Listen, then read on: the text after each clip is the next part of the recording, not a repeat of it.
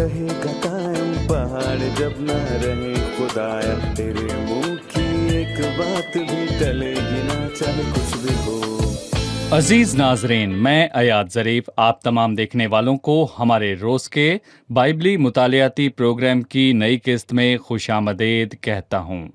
अजीज़ों, अभी हम पुराने अहदनामे में से यसाया की किताब का मुताला कर रहे हैं और हम यसाया की किताब के 40वें बाब पर पहुँच चुके हैं और 40वें बाब से इस अजीम किताब के एक नए हिस्से की शुरुआत है। लेकिन आज के प्रोग्राम के बाकायदा आगाज़ से पहले मैं स्टूडियो में आए खुदा के खादिम का खैर मकदम करूंगा। खुशामदीद भाई यूसुफ। शुक्रिया भाई। और स्टूडियो में आए हमारे दीगर मेहमानों को भी खुशामदीद। अच्छा लगा कि आप मुताले में शरीक हैं और जो कुछ आप सीखेंगे हम आपसे आखिर में पूछेंगे। खुशामदीद भाई। बहुत शुक्रिया भाई, आपकी मौजूदगी हमारा एजाज खुदा है। आपको बरकत। खुदा आपको बरकत। शुक्रिया भाई यूसुफ, हम यसाया के 40वें बाब पर पहुंच चुके हैं और इस बाब पर बात करने से पेशतर हम यसाया की किताब में 40वें बाब के मुकाम को देखने की जरूरत है। जी। 40वां बाब दूसरे हिस्से का आगाज है और कुछ लोग ऐसे भी हैं जो यसाया की किताब को दूसरी किताब भी कहते हैं। और मैं कहूंगा कि पहली किताब में 1 ता 39 अबवाब हैं। ये 4 हिस्सों में तकसीम है और हमने पेशतर इसका मुताला किया है। और मैं आपको याद दिलाना चाहूंगा कि बाब 1 ता 12 रोया का हिस्सा है, बाब 13 ता 27 नबूवत का हिस्सा है और इसके बाद बाब 36 ता 39 तारीखी हिस्सा है और हम इसका मुताला पहले भी कर चुके हैं। और हमने ये भी देखा कि 39वें बाब के अख्ताम में वो शाह बाबल के जाहिर होने का जिक्र करता है और असीरी का जिक्र करता है। उस वक्त वो बड़ी ताकत ना थी और हम जानते हैं कि कई सालों पहले शाह बाबल की आमद हुई और उसने लोगों को असीर किया, और जैसा कि यहाँ पर वाज़े तौर पर लिखा है। और 40 ता 48 ऐसे 9 अबवाब हैं जो कि एक तस्वीर को पेश करते हैं और अगले 9 अबवाब दूसरी तस्वीर को पेश करते हैं और फिर अगले 9 अबवाब तीसरी तस्वीर को पेश करते हैं। 3 ज़रब 9 यानी 40 ता 66 अबवाब। सो हर मजमुए में 9 अबवाब हैं। पहला हिस्सा बाबल की असीरी और उसके लौट कर आने की बात करता है और दूसरा हिस्सा मसीह के मुतल्लिक जिसे कबूल करने को वो वापस लौट कर आए थे लेकिन उन्होंने उसे मसलूब किया। तीसरा हिस्सा उस बड़ी मुसीबत और जलाल के मुतल्लिक है जो मुस्तकबिल में आने वाला है कलीसिया के उठाए जाने के बाद। ये 3 हिस्से दूसरी किताब के 40 ता 66 अबवाब हाँ। में हैं। बिल्कुल। इससे पेशतर कि हम 40वें बाब पर बात करें, बाइबल पर एक इल्ज़ाम यह कहकर लगाया जाता है कि यह नामुमकिन है कि यसाया की सारी किताब का मुसन्निफ यसाया ही हो जिसे हम 1 ता 66 अबवाब के वसीले से जानते हैं। वाज़े तौर पर यसाया ने 1 ता 39 अबवाब लिखे, लेकिन 40 ता 66 अबवाब यसाया के बजाय किस दूसरे शख्स ने लिखे। वो दावा करते हैं कि इसके 2 मुसन्निफीन हैं। क्या इसका मुसन्निफ एक ही है? वो ये दलील देते हैं कि उसमें तारीखी वाक़या दर्ज हैं और इस तौर पर लिखे गए हैं गोया मुसन्निफ उस दौर में खुद मौजूद था। मसलन बाइबल की असीरी की बात को ले लीजिए, शाह फारस खोरस को ले लीजिए जो कई सौ साल बाद आए। कोई किसी वाक़े के होने से कई सौ साल पहले उसके मुतल्लिक कैसे लिख सकता है? उन्होंने ये नतीजा अक्स किया कि 2 मुसन्निफ हैं।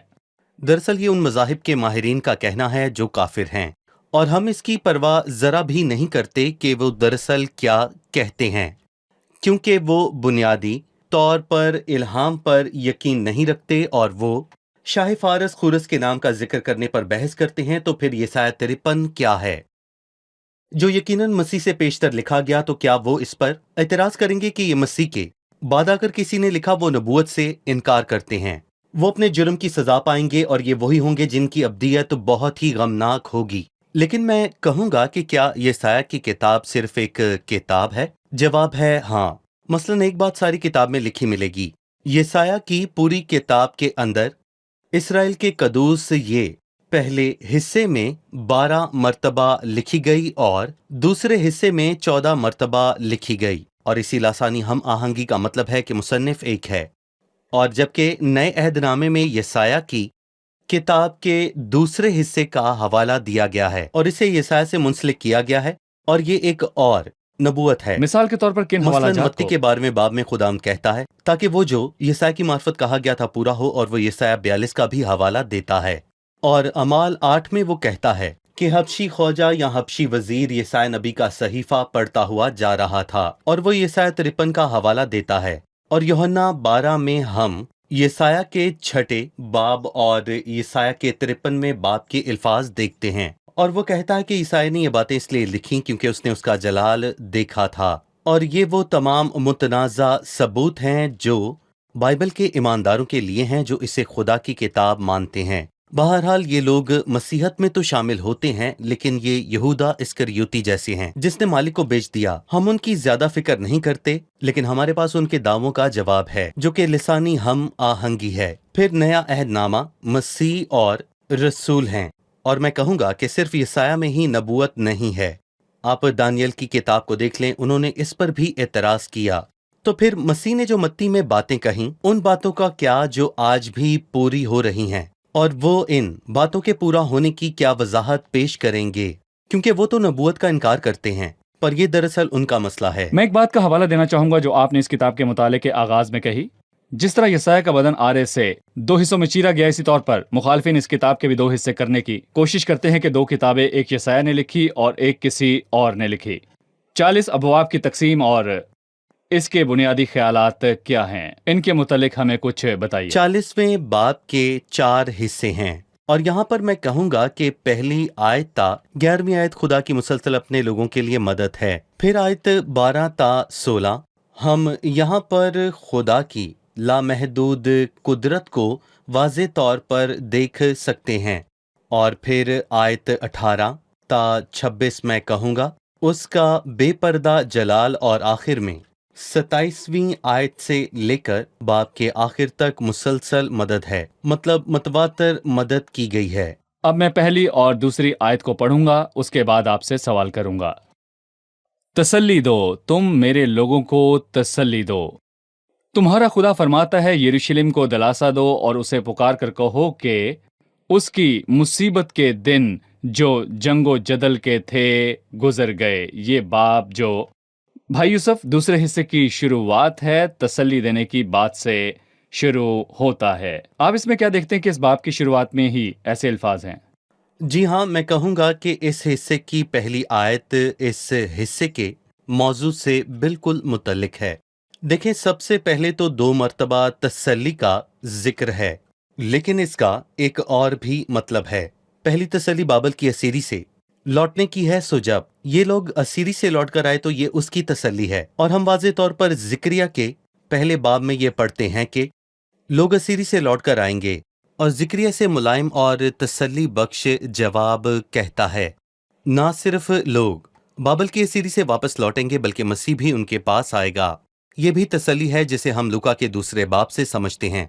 शमाउन जो कि रास्तबाज था और इसराइल की तसल्ली का मुंतजिर था। इसराइल की कैसी तसल्ली? तसल्ली ये कि मसीह जल्द आने वाला है, और उसकी रूहुल कुद्स से आगाही हुई थी कि जब तक तू खुदावन के मसीह को ना देख ले, मौत को ना देखेगा। सो तसल्ली के अल्फाज को दोहराने का दरअसल मकसद इसे यकीनी बनाना, और इसका मकसद दोहरी तसल्ली भी है कि वो असीरी से लौट कर आएंगे, और जब वो लौट कर आएंगे तो मसीह की आमद हो जाएगी। दूसरी आयत में यह सवाल है, और उसने खुदावंद के हाथ से अपने सब गुनाहों का बदला पाया। मुझे बताइए कि खुदावंद ने उसे 2 चंद इनाम दिया या 2 चंद सजा दी है? अहम सवाल है भाई यूसुफ। यकीनन यहाँ पर मौजू सजा के मुतल्लिक है। खुदा ने उन्हें बाबल की असीरी की सूरत में उनके गुनाहों के बदले में 2 चंद सजाएं दी, और यिर्मयाह के 16वें बाब की 18वीं आयत में इसका हवाला दिया गया है। और मैं पहले उनकी बदकारी और खताकारी की दूनी सजाएं दूंगा, क्योंकि उन्होंने मेरी सरजमीन को नापाक किया है। सो जब वो बाबल की असीरी में गए तो ये एक दहशतनाक किस्म की जिल्लत थी, और इसके नतीजे में जब उन्होंने तौबा की तो इसके नतीजे में 2 चंद बरक़ात आईं।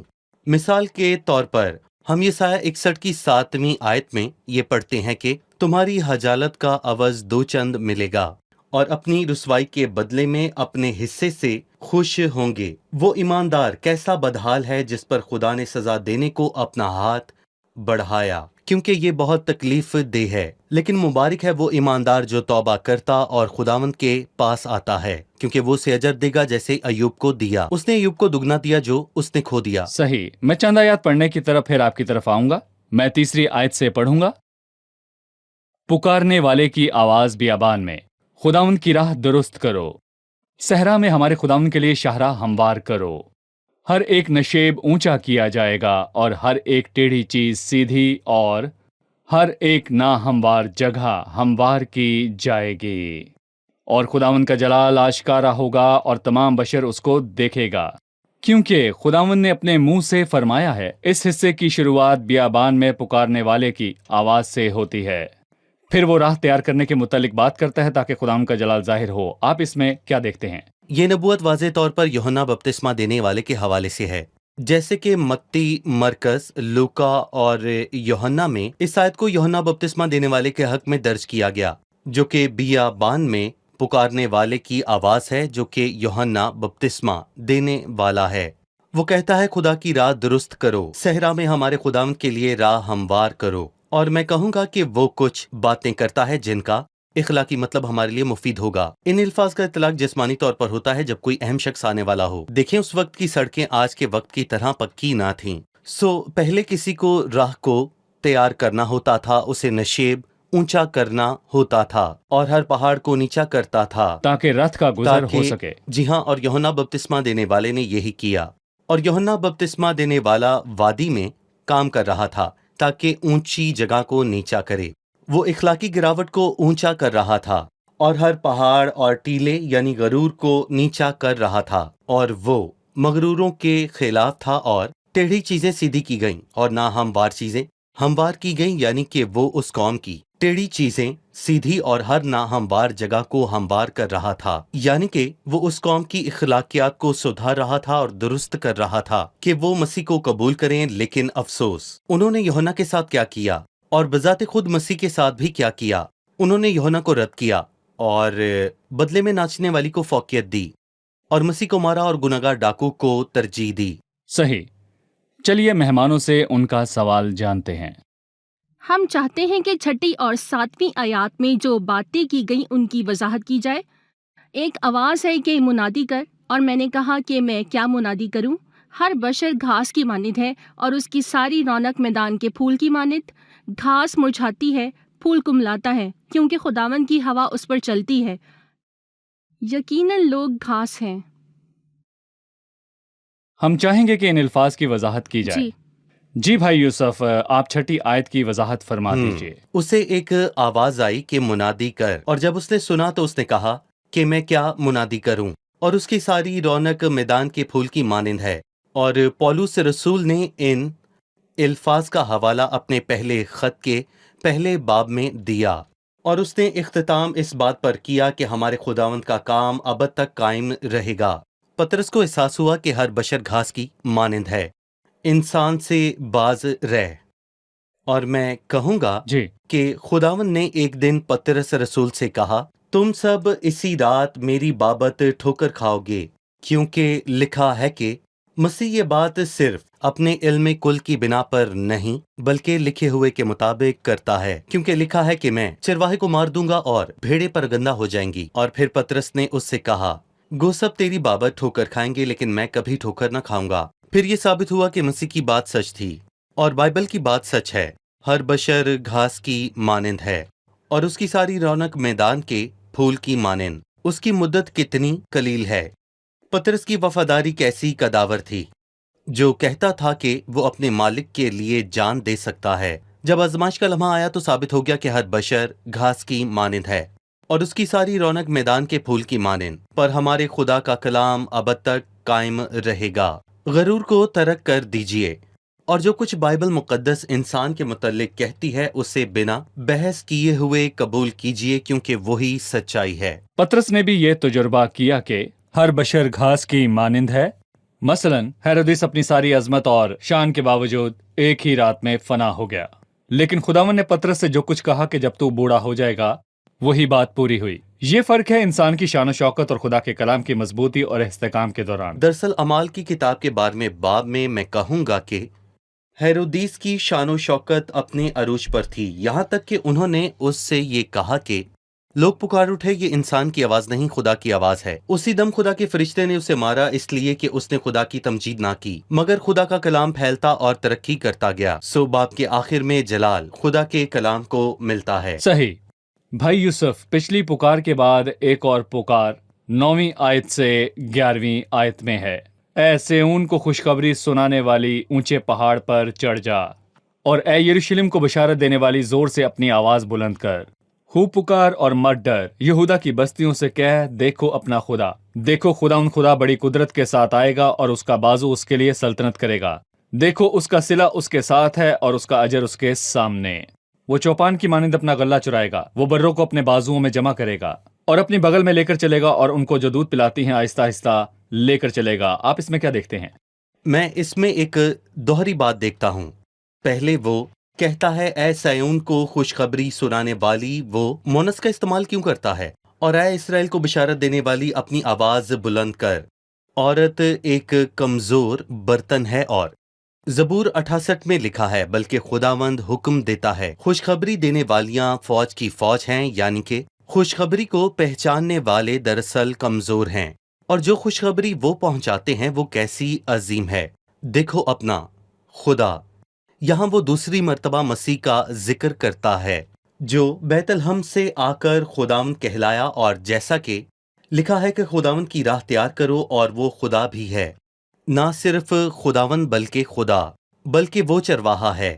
لکھا ہے دیکھو خداوند خدا بڑی قدرت کے ساتھ آنے والا ہے، وہ چوپان کی مانند اپنا غلہ چرائے گا۔ اور ہم جانتے ہیں کہ مسیح نے ایک سے زیادہ مرتبہ اپنے متعلق کہا کہ وہ اچھا چرواہا ہے، اور ہم جانتے ہیں کہ خدا کے سوا اچھا چرواہا اور کوئی نہیں ہے، کوئی نیک نہیں بلکہ ایک، یعنی خدا۔ اور اس حصے میں کتنے ثبوت ہیں کہ یسوع ہی خدا ہے اور چرواہا بھی۔